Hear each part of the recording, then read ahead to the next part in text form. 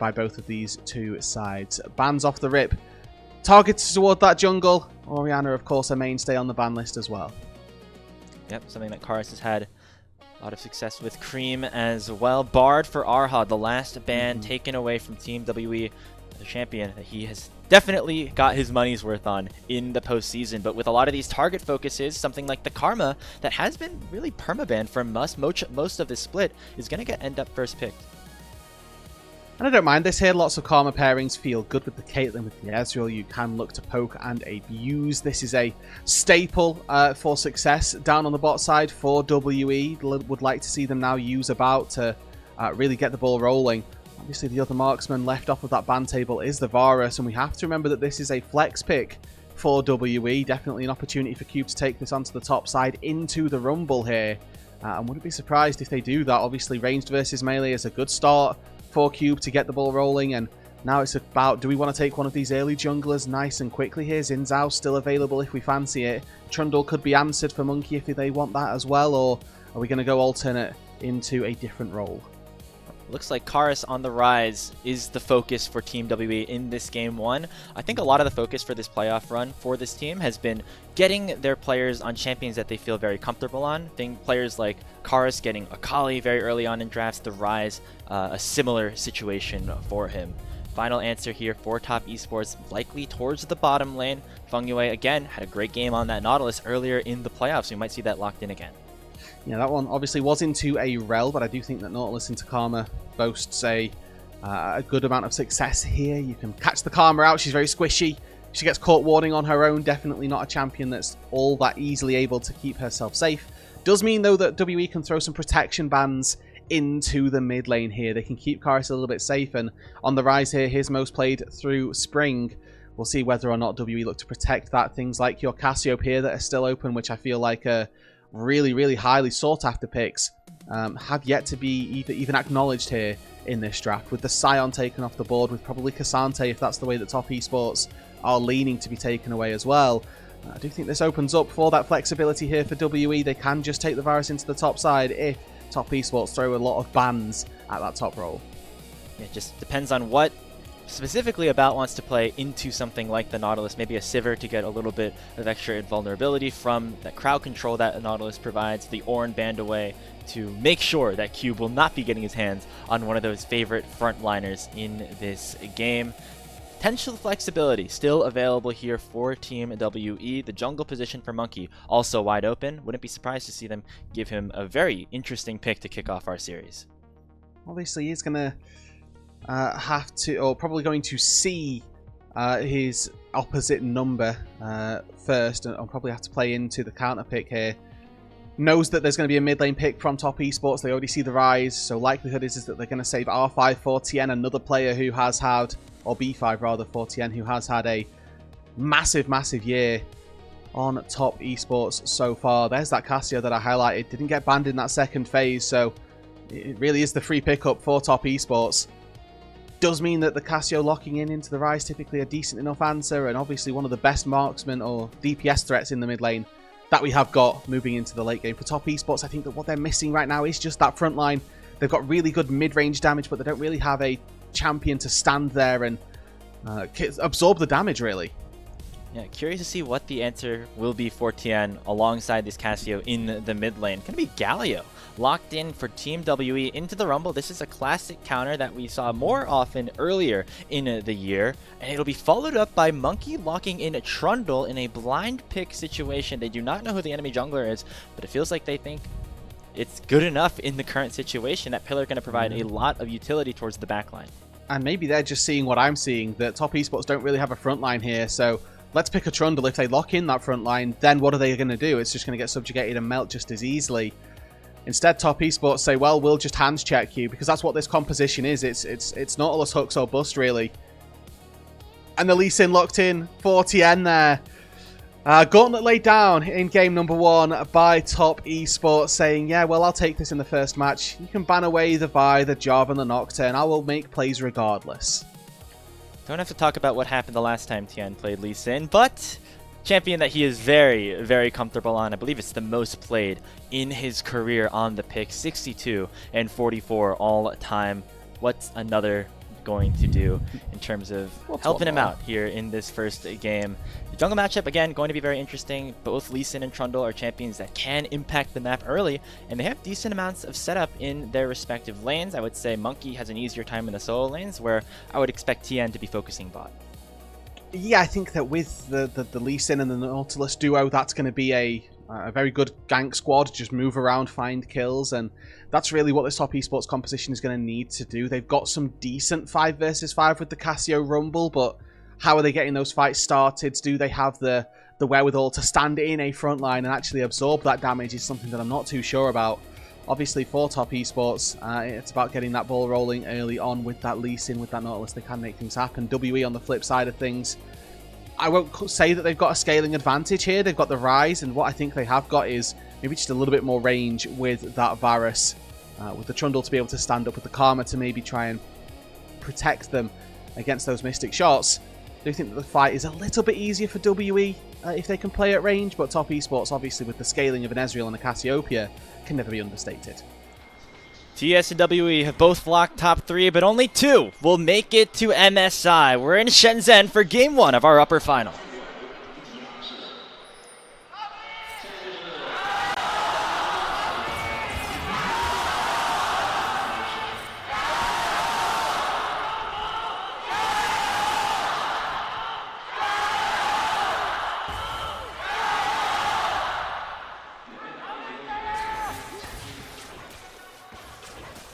Crowd in full spirits here, Grapes, and that's what we love to see for our upper finals.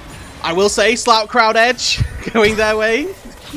Okay, now our graphics team cooked a little bit here. It is 6-7, and that means that we're going to get some tomfoolery down in the bottom lane. Some early summoner spells being traded. Fengyue is going to flash forward onto a bout. He still has his flash available, going to use it maybe a little bit too late, though. Erha will have to do the same, but JackeyLove goes forward and picks up first blood. He will go down to a turret shot, and it's 1-1 to open our series. That's a win for WE down on the bot side. Yes, first blood does go to the Ezreal. He's going to go pick up his tier, but the Varus is going to have a slightly better wave. He's got teleport to get down to the bot side. Can even pick up his tier as well.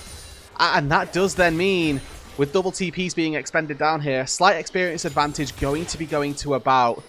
With both of these AD carries working on the teleports and the tiers, well, it doesn't necessarily give as much of an important lead over to about there. But JackeyLove, with TP back into that bot side, will be able to offset some of the difficulties that he had found. Probably going to push this wave and then recall as well. It does mean that for about and for JackeyLove, the early injection, those tiers stacking, almost the gentleman's handshake there. Say, should we start the game with a tier and a Doran's item? Yeah, yeah, okay. Yeah, let's both get it over with, and then now the real lane can begin. 4 summoner spells burned in the first minute and a half of this game. Now Monki at level 3 will try to impact the mid lane. Onto Creme he goes, forces a flash, but the Rune Prison can be followed up by Karis. In they go once again. Creme is ticking very low. Monki will flash forward and finish off the kill with a chomp. Tian with the ward hop has the Conqueror proc, looking for a little bit more, but it's hard to duel a Trundle at this stage in the game. There's the dredge line in from Fengyue, chunks Monki down to 100 HP, but he's healing up nicely with the help of his W. In goes Tian, back with the resonating strike. Ward hops forward, one more auto should do it, and he will be able to take down Karis to make it another even trade. Yeah, the Rise there, the limitations of an early game mana pool does mean he can't turn that back around, and it's a 1-for-1 overall. TP from Karis will be available once he respawns to get back into the mid lane. But that roam from Fengyue is costing JackeyLove a significant portion of his HP here. The Varus, the Karma underneath the turret, going to do a great job at poking out an Ezreal. And of course, Karis didn't find the kill, but Monki able to find one back. Overall, top esports, the proponents of a gold lead thus far, as Tian didn't end up sacrificing all that much, was able to help push in that mid wave as well. So he's level 4 moving into the crab, which he's going to get both of on top and bot. Monki going for that gank and wasting a lot of time on the back side of it. This means that he loses out on his tempo on the clear. He's a little bit behind with regard to Tian. Shout out to you, Rude. You pulled the clip of Fengyue having an impact on the Nautilus in Game 1 and against LGD. He's doing the same thing here against Team WE. The early roam into the mid lane made sure that it was a 1-for-1 again, even though Monki got there first. It looks like Cube's been forced to base really early. This is way on. Full HP, still got both potions. And has already forced Cube to take that reset. Means that actually for the top side of the rift, Zuian in a very, very good position. We highlighted these rookies coming into the day for Top Esports, and so far in game number 1 we may only be 4 minutes into it, but it's looking good for those young guns for Top Esports, obviously promoted from their LPL Academy squad, and looking to have a bit of an impact, send themselves to what will be their first international.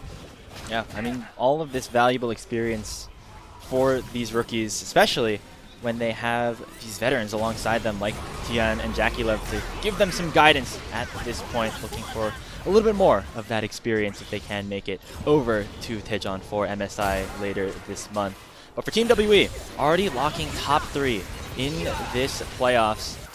See the equalizer getting burned here by Rumble. Now more fighting in the bot lane as well. Neither bot laner has their flash, remember, from that previous engage, and so Fengyue is going to continue to wreak havoc down here.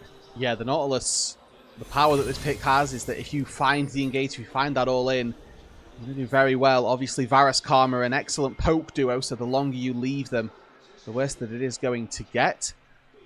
Monki looking for a little bit of a wraparound here. Has got the pillar, no flash, and Fengyue's flash is available. JackeyLove has the arcane shift.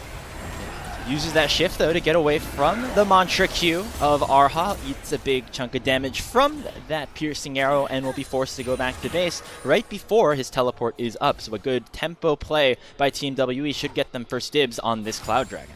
Yeah, it does mean that they're probably going to lose a little bit in that mid lane. Depends how quickly they can take this down. With the Sheen in for Monki, it might actually be fast enough to get in and get out. Karis should be able to walk in, find that, but Tian sniffing around here. Ward over the wall, goes in. Creme's here as well. He jumps over and steals it away. That is a big win for Top Esports to open this game. Had the Sonic Wave onto Monki and the ultimate advantage, but chose not to go forward with it. Tian's going to take the win at that and claim the first dragon of the game. About 3 minutes ago, I highlighted that Tian was much further ahead in the jungle clear than Monki. Look at the CS numbers. Gosh. Look at the jungle pet as well. Tian had upgraded Smite, so there was no chance that Monki was winning that 50-50. And now Tian's about to make it Monki's problem. This Trundle has spent so long trying to get things going for his team, whilst Tian just been efficient with his pathing, easily able to find double, triple crabs in fact, and work his way down to an advantage. Now Monki looking for Jackie, has flash. Yep, now JackeyLove does have his flash though, and does a decent chunk of damage. Decides not to use it though, as Monki does get kill number 2. It kind of goes to the story of these two teams though. Monki consistently trying to bail his laners out, and he ends up paying for it in the CS department. I'm still really worried for WE here, I will be honest. I think that Tian getting all of these leads, 2 levels up over Monki right now. He's forced out of that red buff.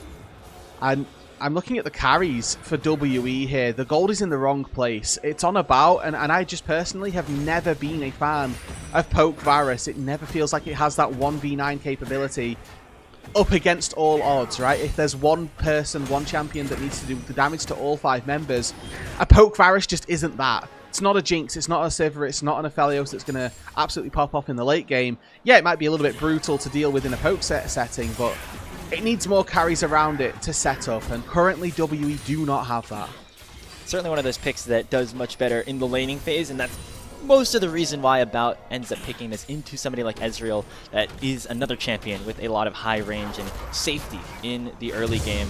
What can it do later on? Only time will tell, as it seems like later into this game, Rood, we're going to have to rely more on Karis, specifically on this Rise, to really make an impact. Looks like they're looking for a top lane play. Realm Warp available. Maybe they were sniffing out the potential grub take by Tian as well, but I do think that'll be indicated by a roam up from Fengyue here. Has been very happy to sacrifice JackeyLove and his lane, actually, to make sure that there's nothing going on untoward. There's now a teleport in from Fengyue, in fact. We'll make this 3v3 on the top side. Definitely want to scrap around these grubs. Subjugate immediately, though, onto Tian. He has to flash away, but he's 2 levels up on his opposing jungler. Fengyue is not, though. He gets taunted up and taken down. Karis gets the first kill of the scrap. And the rest of WE are ganged up as 5, looking to continue the play around the Void Grubs. Zuian is now overheated. Gonna get maybe crowd controlled by Cube if he gets his taunt available sooner rather than later.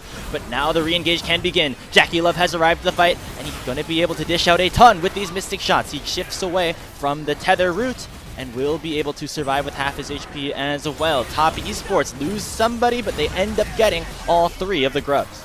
Fengyue eats 4 ultis there. Erha, obviously not a massive one, but the Subjugate goes down onto Tian. He spaces that out. Cube, not really a massive impact with the ulti there either. And the Chain of Corruption does lock down the Nautilus, but it secures all 3 grubs. And again, for Top Esports, that's a 1 fight for them. Not really the combat power on WE just yet to try to take this fight. Again, the Poke Virus very dependent on those Blight stacks, on resetting cooldowns by proccing your Blight. Unable to do that in this instance, and it does give over a 3 grub advantage now to Top Esports. WE, without really any neutral objectives, 1 minute 20 on the next Drake. They started up the first one, they were unsuccessful in finding it, and I'm looking at those jungle CS numbers once again. Oh, Tian, boy. the most farm in the game, by the way, on Lee Sin. I need to watch back the first like 5 minutes of this game and see how this happened, because it did not seem like Monki was going to be taken that far behind, but that's the situation that we are in now, and it's resulted in the lanes also struggling as a result. You see About taking a bad trade there into the bottom lane as he eats this wave under his turret, and WE in a bit of a difficult spot so far in game 1. They have locked top 3 though, Rood, already in the regular season, or in the playoffs I should say, as an 8 seed. This has only happened one other time in LPL history, and when you take into account the fact that they were 1-13, certainly one of the bigger underdog stories we've ever seen in Tier 1 League of Legends esports. Yeah, and we take a look at who the other teams that were able to do that. Oh, it was WE twice, actually. So definitely, weirdly, the organization that is most known for making this happen. JDG able to in spring 2019 as well, making it from 8th seed up to that top 3. Before WE here, I don't think that this writes the end of their story. Game number 1 not looking so good right now, but at least 2 more to come after this, and this game's not all over just yet either, so definitely an opportunity for them to send this one step further than just top 3. With the dragon spawned now, it's Top Esports who have got first purchase on it. Fengyue, JackeyLove moving their way through the river. Going to try to clear out any of the lingering vision that WE do have down. Looking at those top laners as well. Cube walking from base down to this bot side. So Zuian with TP, he's going to be able to match it if we see that. But it's going to be free time for the rumble on the top side. And soon, as that Galio shows, now that's going to be a big indicator to Top Esports. Actually, hold on. We can maybe find an advantage very easily.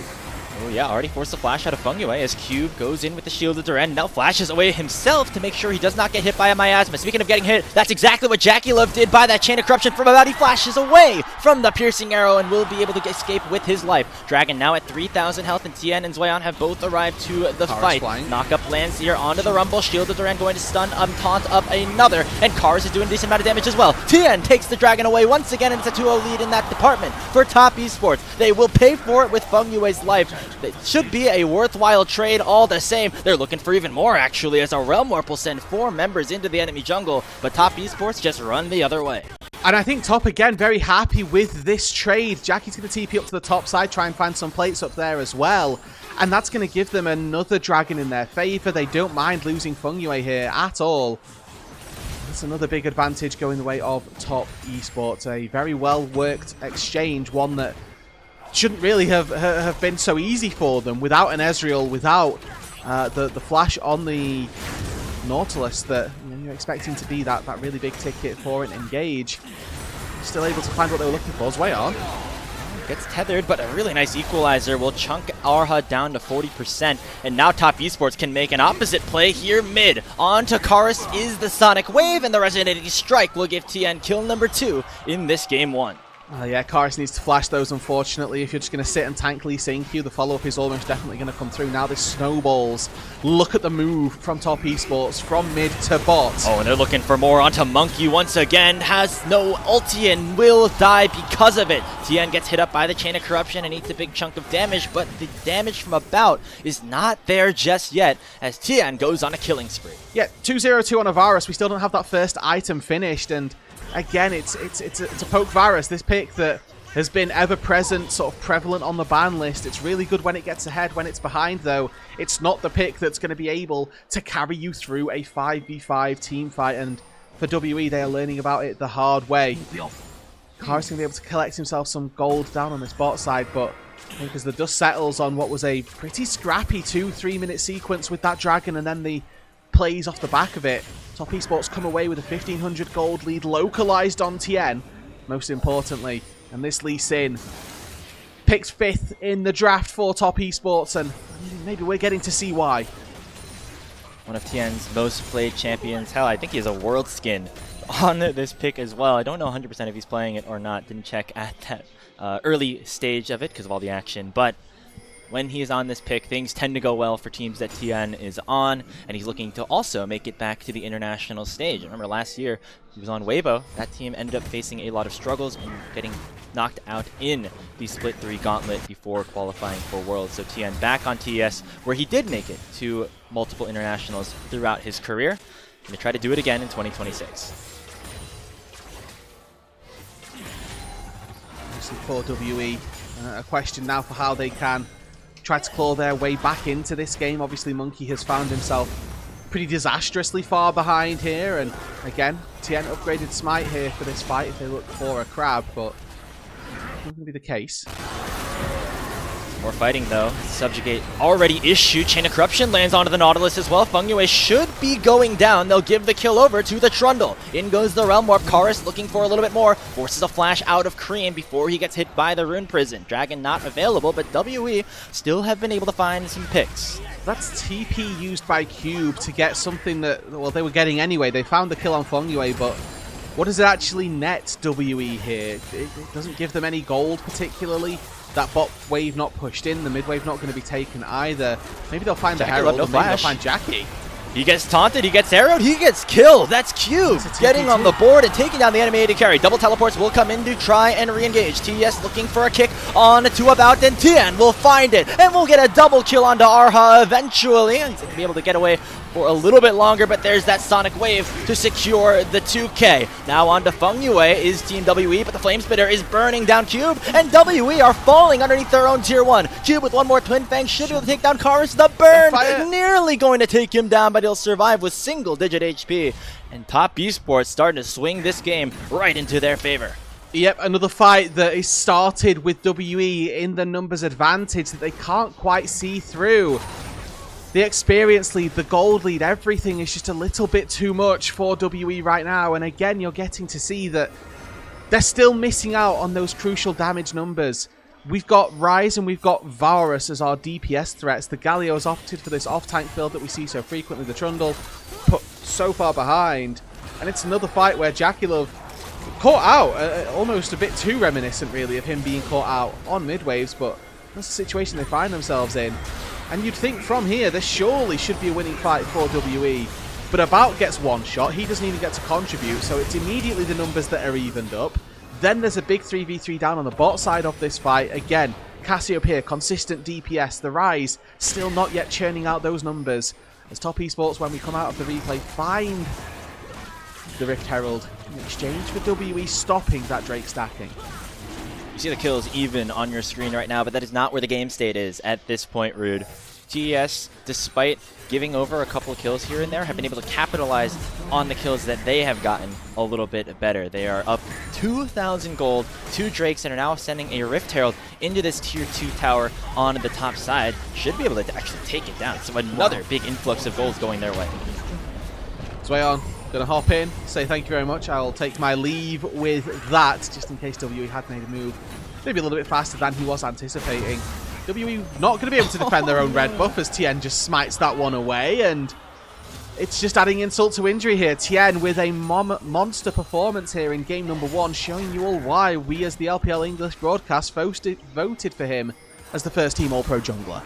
5-0-0 on this Lee Sin, a little bit better than what he ended up doing against JDG. Seems like this Lee Sin more than comfortable for one of the best junglers in LPL history. On the other side, Monki really struggling to get gold at this point, but he's still having an impact in this game. See if he can continue to stack it up here. 6 out of his 7, no pun intended on the date, have been his kill contribution so far. And he's also going to get up to the top side of the map and take down this turret. A Trundle is going to pillar at the end of the day. Whether he's got no gold or all the gold, Trundle can press E. Obviously, what comes after the pressing of the E that defines how much gold you've got, and rears that problem. It's a trade of Tier 1 turrets here. Top lane falls for Top Esports, but they find the mid lane Tier 1 arguably the more important objective here. as Top Esports looking forward. JackeyLove working his way towards that Muramana. He's the one who's really been put in the dirt this game, but a little bit rude here for us to replay this, but sure thing. Thank you very much. Tier item has been picked up for Creme. There's that Muramana for JackeyLove, and now Top Esports are hitting a really strong mid-game peak. Zuian likely to catch this wave, recall, grab another second item for him, and then, I mean, it's just a numbers diff across the board, really. You're looking to about to maybe make the difference on Navarus, the pick that you did stack quite a lot of priority on in the early game, or in the early stages of the draft. Whether or not he can carry through all of the power that Top Esports have, though, that's a different question. We're getting close to some of those item breakpoints on Team WE's side. Not there just yet. They're hoping to maybe achieve that before this next dragon spawns in 2.5. Monki, though, has other ideas. He gets knocked up by Fengyue's depth charge, and Tian looking for a re-engage as well. Hero's entrance will immediately go back onto the Nautilus, and they'll burn him down, but what will the fight look like in the back end?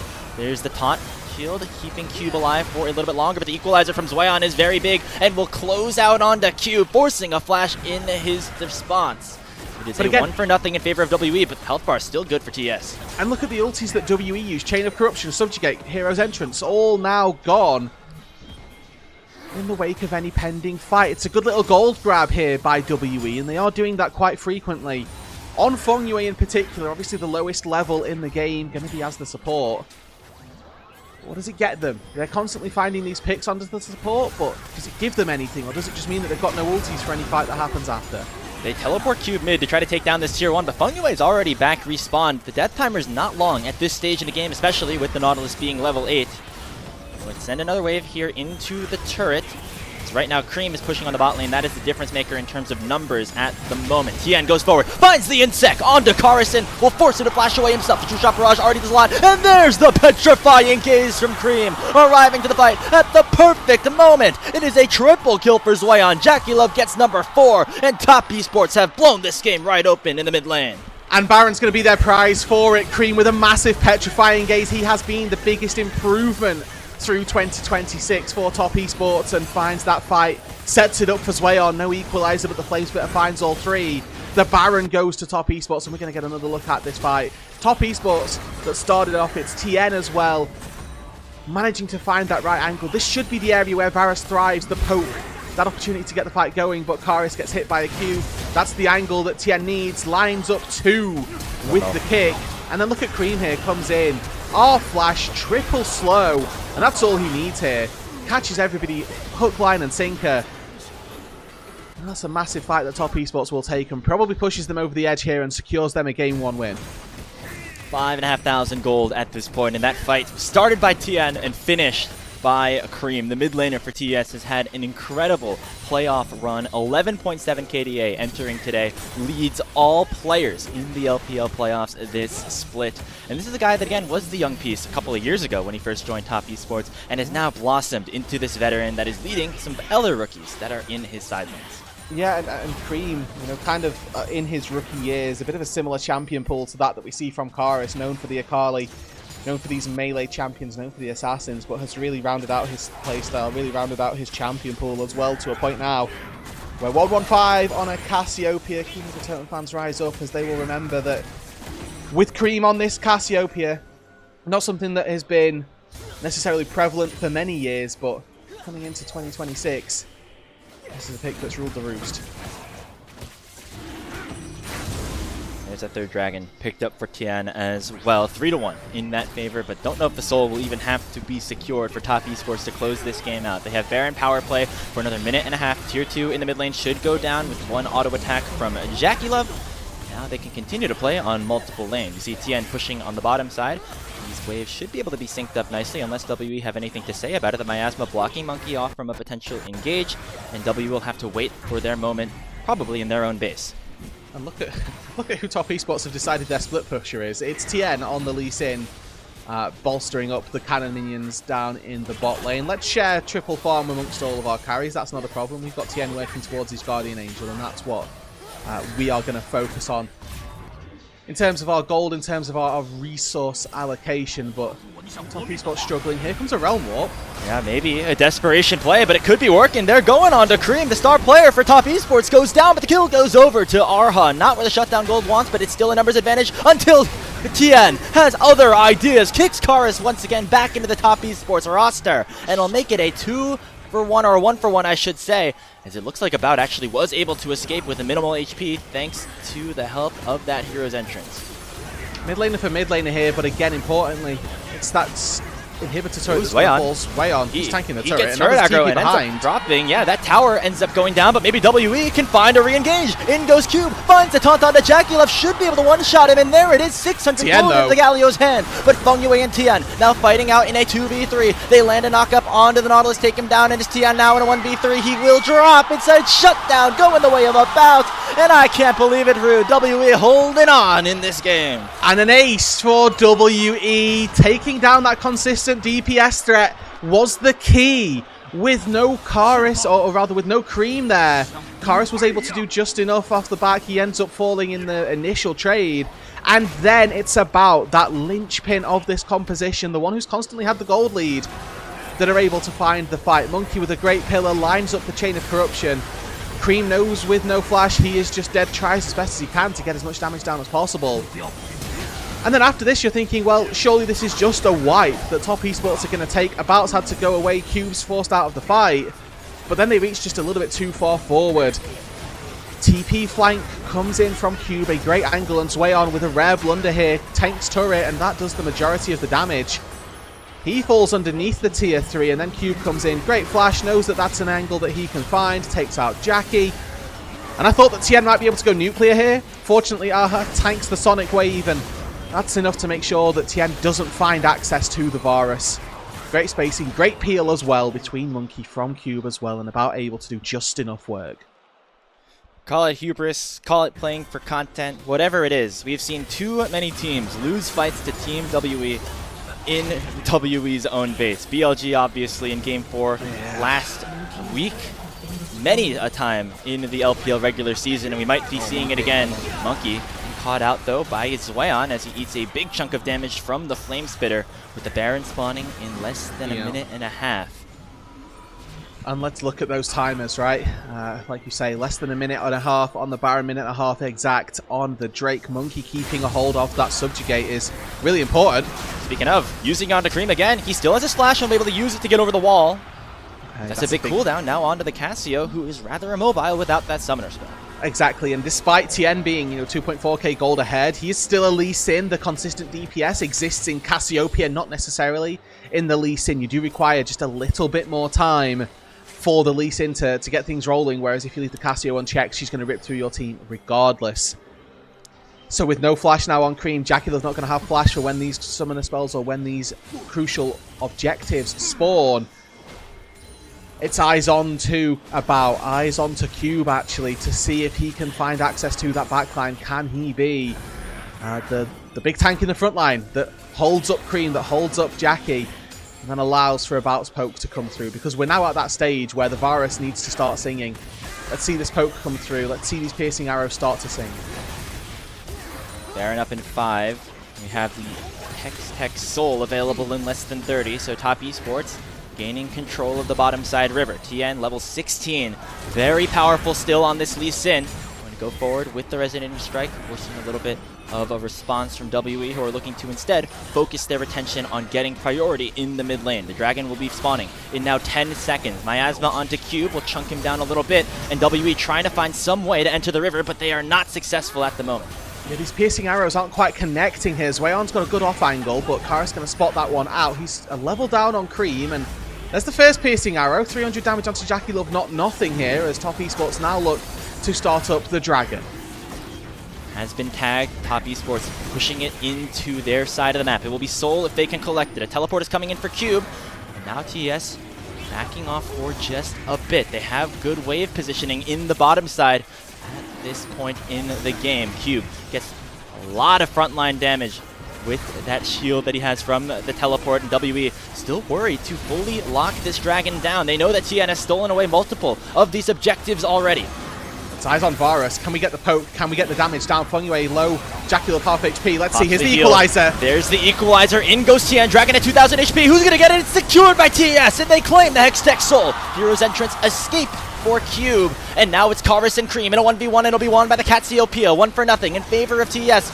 and they could be looking for more. Tian uses the Sonic Wave to get over to the ground, but Creme gets targeted and taken down by Cube. That is another equalization for Team WE. And they have the Mantra Shield, looking to continue the fight. In goes Tian, he goes for About, but About flashes away, gets a shield from Erha, and should be able to live. And so will Tian. Monki able to potentially save the rest of his team with a pillar, but it will not come out just yet. Cube gets targeted, the teleport barely saves About, but it might not save the game for WE. They lost their tier 3 turret earlier, so the inhibitor is open, but the HP bars are too low. WE can go back to base, and they can defend those objectives. A scrappy one. A really close fight there. One that Top Esports come away the massive victors of. They get 2 kills, and they get the soul as well, but we're not done for the crying just yet here, Grapes. It's Top Esports that have got numbers advantage. And now maybe an angle onto the Baron. Creme going to respawn. He's got TP. Will immediately make his presence known on the map as Fengyue trying to clear out this cone. Cube spawning in 15 does not have a teleport, so it will be a big numbers advantage for Team Top Esports. Onto the Baron they go. It's already at half HP, and Monki has no way into the pit at this point. Sure to go down. The big purple worm belongs to TES, and they'll be wearing that buff for the next 3. With the Hextech Soul as well, that might just be the thing that ticks this one over. A little bit of a blunder around that 20-25 minute marker by Top Esports, but they find themselves now with all the neutral objectives that they could desire. Maybe an Elder in 5 minutes just to really seal the deal, but this inhibitor should be a formality. It's going to be bottom top that are the tricky ones to try to break open, but we're starting to see here the power of this Varus. About doing so much work with these piercing arrows. JackeyLove. Vamp Scepter now in tow does mean he'll be able to sustain up a little bit. Not that much though, look at that. Down to 35%. If he stayed a little bit longer, WE could have had another one of their signature-based defenses. About maybe has the Cerildus upon his next recall, maybe finishing this wave off for that. That will be even more added value for this Poke Varus. Getting the slows in might actually be a better way to try to stick onto Creme for some of the other members on this squad. I do think getting Cube that finished up stasis is going to be really important. Obviously used it to try to survive in the bot side fight. I do think Cube quietly, by the way, having a really solid performance on the Galio. Obviously, I think the majority of these teams and the majority of the players having a pretty solid performance across the board. Obviously, Jackie with a couple of instances of being caught out, but since that mid-game has actually stepped up and starting to do a good amount of damage. Creme as well on the Casio, some great flash plays. Tian, don't need to sing his praises any more than we already have done, but he's been absolutely insane. It's about making sure that these top laners find that Zhonya's before the next big fight for me, and then obviously with that Cerildus now picked up, can about do, well, half HP of JackeyLove's health? The answer, yes. That is a big amount of poke damage and starting to become an issue for Top Esports. They can't go further for these sieges if JackeyLove, their main damage dealer at this point, is very low before the fight even begins. Another piercing arrow lands onto Creme, and About's really starting to pump out some DPS. Another wave will come in, and it should be the tier 3 tower going down. WE have already lost an inhibitor in the mid lane. They might lose a second down here bottom. Not really any signal for a re-engage just yet. WE, they're going to want to stay alive. It's going to have to be under their Nexus turrets. This full sponge gaining from WE. Oh, Tian! Another kick! It's onto About! And there's no poke when you're in the middle of the enemy team! Zuian gets the kill, and that might be wraps for now. A petrifying gaze finds 4! And it will be Top Esports holding on in this game at number 1. Karis and Erha still alive. It is a 4v2 at this point. The Rise uses the Realm Warp to get back to base, healing up a little bit. The Nexus Tower is now getting shredded. Zuian very low. Creme nearly taken down as well. Karis does not have the Actualizer active, but still does a lot of damage. The Nexus is now exposed. In they go. Miasma, the Dredge Line, and that should do it. Erha will go down to finish the ace. Tian with a double kill will jump up to 8-1-8 for a TES 1-0. And Tian finds the crucial kick here. His Lee Sin instrumental from start to finish. Picks up game number 1, knocks About into the squad, and ends WE's chances in this first one. A Top Esports win that they had to fight for, but the one that Tian handed to them there in that final fight. It's pretty easy MVP in my eyes in terms of where this one should go. Yes. This guy from minute 1 making an incredible impact in this game on his most played champion throughout his career. Obviously, Top Esports going for a more inexperienced roster in Split 1 that featured a player that was replaced by Tian going into Split 2 for a multitude of reasons, and he has been all the difference in terms of helping top esports upgrade themselves to the point where they are standing today. I mean, a massive, massive showing from Tian, like you say. Came in to Split 2 and has transformed this top esports squad, has really made them look solid. And obviously for WE, they've got enough time to go back to the drawing board, start thinking, what can we do differently for game number 2? But the good news for them is that Tian can't play Lee Sin again. And that's the real bright spot that I think they'll be looking towards, because he was just everywhere, everything all at once. Pretty great stuff by a veteran player, one of the few veteran players in this game, dominated by youth in our upper finals of the LPL.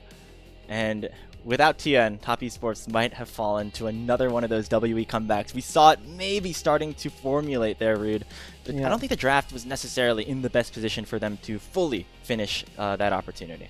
No, they were sort of very reliant on About for the poke and then Karis for the DPS, and Karis found himself a couple of levels down at various different junctures, was never really present in the damage to get things rolling, and when we saw Karis try to contribute to team fights, Tian just popped in, right? Put him in the mixer with everybody. The Rise is really easy to focus down, and in that final fight where, yeah, Karis gets to live, he does a good amount of damage, but with too many minions, with too many people standing in front of him, just doesn't quite have the ability to take out 4 members in his base without that backup, without that carry. And a lot of this could have been remedied if Monki just didn't fall behind 40 CS in the early game. Yeah. I still am very curious as to how that ended up happening, but again, it's kind of what WE have gone for. They will sell out for Monki to try to make these plays, and sometimes it just doesn't end up working out. Oof, no, it doesn't. You can see there that big dip at that 25-minute marker was where we were beginning to think, hold on, a WE about to perform just another element of movie magic, but they weren't quite able to do that. It was Tian who sort of shut the door, closed it firmly in their faces, and you can see About's DPS there.